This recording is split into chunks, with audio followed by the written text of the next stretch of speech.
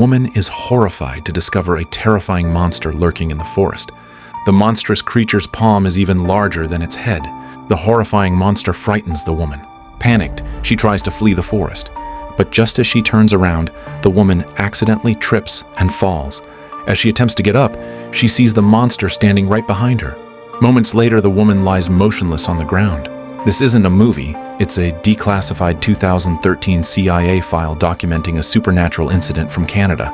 6 young friends on a forest vacation encounter an unknown creature. In 2016, a Canadian director adapted the events from the file into the film, the Gracefield Incident. Today, let's take a few minutes to explore what kind of monster could be this brutal. The story begins with a pleasant vacation trip. On the streets of Vancouver, Canada, a man named Matthew is taking his wife, Jessica, to the hospital for a prenatal checkup.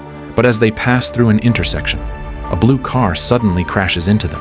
When Matthew regains consciousness, he finds himself in the hospital. He lost an eye in the accident. Jessica's fate is even worse. She lost the baby and can never conceive again. The sudden tragedy shatters their happy family. After 10 months of recovery, Matthew and Jessica regain their health. Though the accident robbed them of their future, Matthew refuses to give up. To help Jessica emerge from her gloom and embrace a new life, Matthew decides to go to the mountains to unwind with friends. He books a rental cabin online. To document their first post-recovery vacation, Matthew even installs a high-definition camera in his prosthetic eye. Once everything is ready, Matthew and Jessica meet up with the group. The vacation includes 4 others: their friend Joe and his girlfriend Liz, plus Jessica's sister Julia and her boyfriend Trey. With everyone together, Matthew drives towards the forest. After hours on the highway, they finally enter the wooded area. Liz takes out her phone to post on social media, but upon opening it, she finds no signal in the area. Though disappointed, she isn't too concerned. Remote areas in Canada often lack coverage. After driving further on rough back roads, they reach the rental cabin. To their surprise, the location is perfect, nestled between mountains and water, with beautiful decor. After settling in, they start a barbecue on the backyard deck. But as they enjoy themselves, Jessica suddenly spots a strange light in the distance. At first, Matthew thinks it might be a meteor or aircraft. Since it's far away, no one pays much attention. But as Matthew turns back to the party, the eerie light grows closer. When it nears, they realize it's a falling meteor. Jessica freezes as the meteor barely misses them. Fortunately, the meteor's trajectory is still some distance from the cabin. Otherwise, they might have been torn to pieces. Joe is the first to react, excitedly urging everyone to search the forest for the meteor. Hearing Joe's call, Matthew and Trey snap out of it. They grab flashlights and head towards the meteor's landing spot. But upon reaching the forest, they find no signs of a meteor strike. Did the meteor land elsewhere? As they wonder, a glow appears deeper in the woods. They hurry towards it. On a clearing, they find a crater formed by an impact. At the crater's center, Matthew sees the fallen meteor, but upon touching it, he realizes the meteor is cold. Curious, he digs it out. Looking at the stone in Matthew's hand, Trey and Joe find it intriguing. Trey wants to take a closer look, but turning around, he sees something flash by in the woods.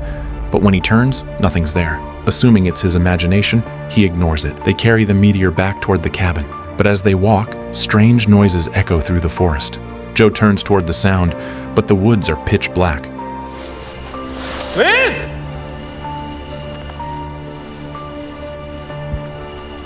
Did I see anything? Come on. Are you out of your mind?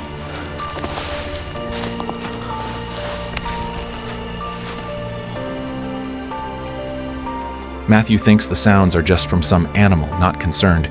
He urges them to leave quickly. But as Matthew's about to leave, he doesn't notice a strange shadow behind him.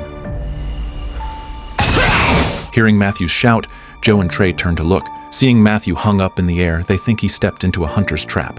They hurry to get him down. But as they prepare to leave, the noises return. Following the sounds, they head deeper into the forest. Over a hill, they arrive near a cave. Matthew listens closely. The noise is coming from inside. Curious, he and Joe enter. Through a narrow passage, they spot a faint light. As they approach, they discover a phone inside the cave. The sounds they heard earlier were coming from the videos playing on the phone. Sees the phone on the ground, Matthew and Joe find it odd. How could there be a phone deep in the mountains? As Matthew moves closer, a shadowy figure darts past.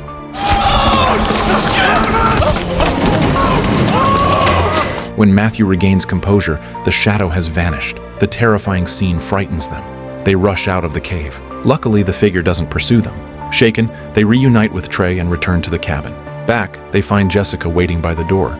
Upon learning the fallen object was indeed a meteor, Jessica is intrigued and takes a closer look at it. Back inside, Matthew transfers footage from his eye camera to a laptop. In the playback, he spots a shadowy figure moving through the trees. Watching the shadow dart around the forest, Joe speculates it might be a monkey. A monkey may have taken the phone, running through the woods, eventually ending up in the cave. Hearing Joe's speculation, Matthew feels it makes sense. Yet he feels the thing that grabbed him in the cave wasn't a monkey, but doesn't think further. A night of exertion has left everyone exhausted. After a quick wash, they each retire to bed. However, Trey didn't return to the bedroom. Instead, he lay on the couch and turned on the TV, wanting to watch tonight's football game. But when he turned on the TV, he realized the mountain cabin had no signal. With nothing else to do, Trey opened his phone. But as he was scrolling through the photos from earlier that day, a strange dark shadow suddenly appeared behind him. In the middle of the night, Matthew woke up from his sleep and groped his way downstairs to get some water. But as he passed through the living room, he saw Trey sitting blankly on the couch. Matthew called out to him twice, but Trey didn't respond. At first, Matthew thought Trey was just drunk. He kindly helped Trey back to the bedroom, but as he went into the kitchen to get water, a figure suddenly flashed through the living room. Matthew thought it was someone else, so he called out a few times, but there was no response from the figure. Just when Matthew thought he might have imagined it, the shadow appeared again. The eerie scene frightened Matthew. He was sure he hadn't seen it wrong. To figure out what the shadow was, he went to the surveillance room to review the footage. On the playback, he saw the shadow. It turned out that the drunken Trey had stumbled downstairs. Matthew assumed Trey was heading to the bathroom. But when he switched the footage to the outdoor cameras, he discovered that Trey hadn't gone to the bathroom. Instead, he had walked into the forest. Feeling something was wrong, Matthew woke up Joe and the others, and they went into the forest to look for Trey. But even after searching the entire forest, they couldn't find any trace of Trey. Just as everyone was growing confused, a sudden scream echoed through the forest. Matthew thought it was Trey and was about to run toward the sound, but Joe suddenly stared in shock behind him. Oh my God! Oh my God! When Matthew turned around, the shadow had already vanished. Though unable to clearly see what pulled him, Matthew is certain it's neither a human nor a monkey. They gathered Jessica and the others and told them about the creature in the forest. Matthew suggested they return to the cabin and wait until daylight to search for Trey again. But just as they were about to head back, Jessica noticed that her sister Julia was missing. It turned out that Julia had run to the other side of the forest. Looking at the dark forest, Julia grew uneasy. She searched for everyone but couldn't find them. At that moment, the strange noise from earlier echoed through the forest again. Frightened, Julia didn't dare to stay. She turned and ran in the direction she had come from, but in her panic, she accidentally tripped and fell. Just as Julia was about to get up, she saw a strange creature staring at her. Julia! Hearing Julia's scream, Matthew and the others rushed over.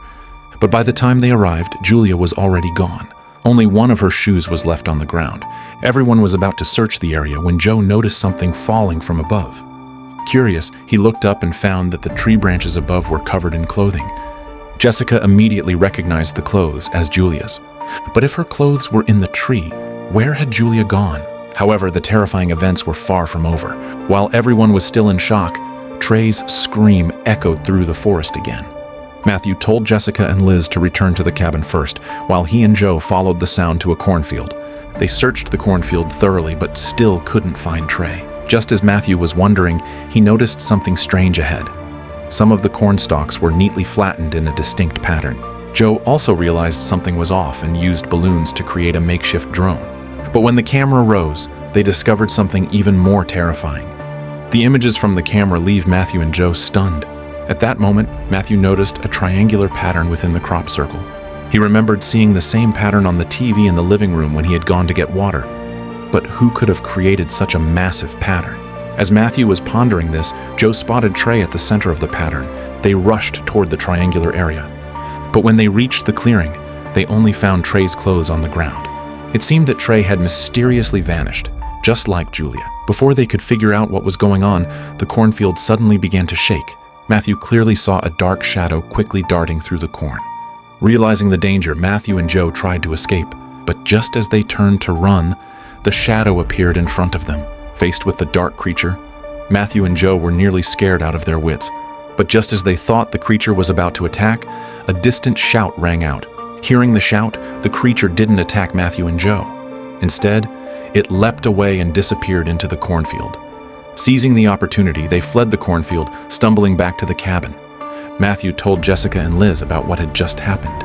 He suspected the black creature might be an alien, something far beyond what they could handle. Matthew returned to the car, planning to drive to the town at the foot of the mountain for help. But when he inserted the key, he found that the car had malfunctioned and wouldn't start. At that moment, Joe found 2 bicycles in the corner. Both he and his girlfriend were cycling enthusiasts. Joe told Matthew and Jessica to stay on the mountain while he and Liz rode down to call for help. Before leaving, Joe promised Matthew that he would return before dark. Left with no other choice, Matthew and Jessica returned to the cabin to wait. But upon entering the room, Matthew noticed something strange about the meteorite he had brought back the previous night. He opened his backpack and saw that the meteorite was glowing. Looking at the pattern on the surface of the meteorite, Matthew suddenly realized that all these strange events might be connected to it. Could the meteorite be the creature's treasure?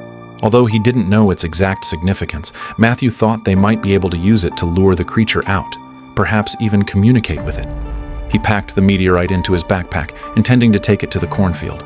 But as Matthew and Jessica reached the foot of the mountain, they saw 2 bicycles on the ground with Joe and Liz's clothes scattered nearby. It was clear that they had also been taken by the aliens. Matthew didn't dare to waste time. He and Jessica hurried toward the cornfield. However, as soon as they entered the cornfield, Jessica was suddenly sucked up into the air. Matthew tried to save her, but she was too high for him to reach. Watching Jessica disappear into the sky, Matthew was filled with despair. He opened his backpack, took out the meteorite, and shouted toward the sky, trying to negotiate with the aliens.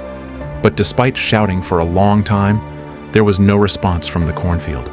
Could it be that the aliens weren't after the meteorite? Just as Matthew was feeling frustrated, a beam of light suddenly appeared above him. In a daze, Matthew saw an alien slowly emerge from the light.